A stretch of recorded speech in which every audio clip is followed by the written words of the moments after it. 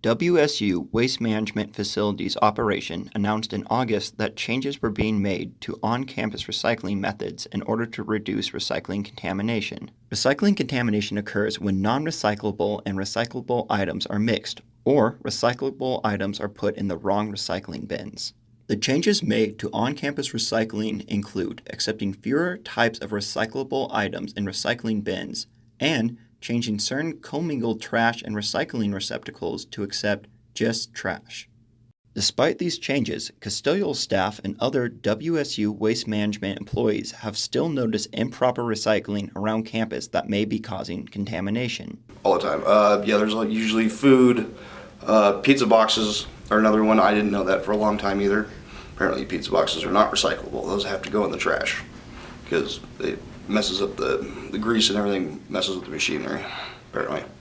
Last Monday, the ASWSU Environmental Sustainability Alliance hosted the biannual WSU Sustainability Fair.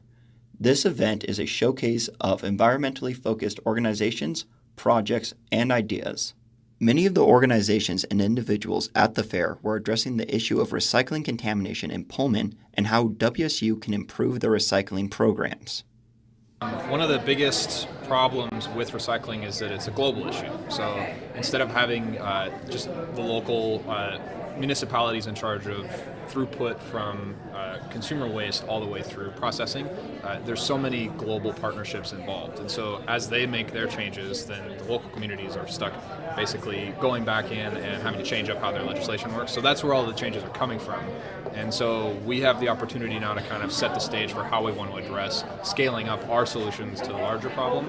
So by showcasing what we're doing in our efforts to reduce our contamination, as well as optimize the sorting streams and just providing education to students and the public on how to better use properly the systems rather than to try to overhaul full plants and recycling processes, there's an opportunity to help kind of consolidate our efforts in an attempt to improve the quality of the recycling material leaving Pullman that's then going off to be taken to a recycling plant.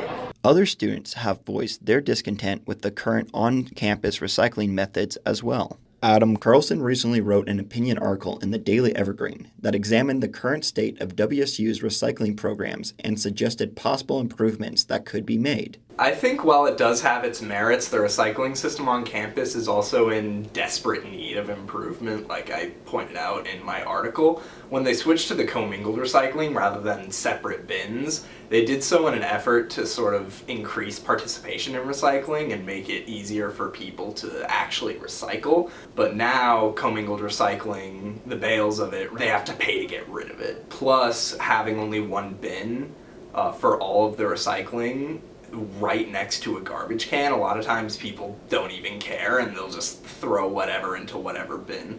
Last month, the ASWSU Senate approved several new campus recycling initiatives that will help compensate students who bring certain recyclables to designated facilities.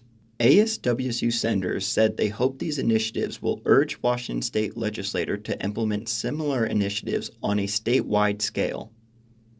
You got to recycle every day. You can't just do it on Earth Day and clap your hands and be done with it.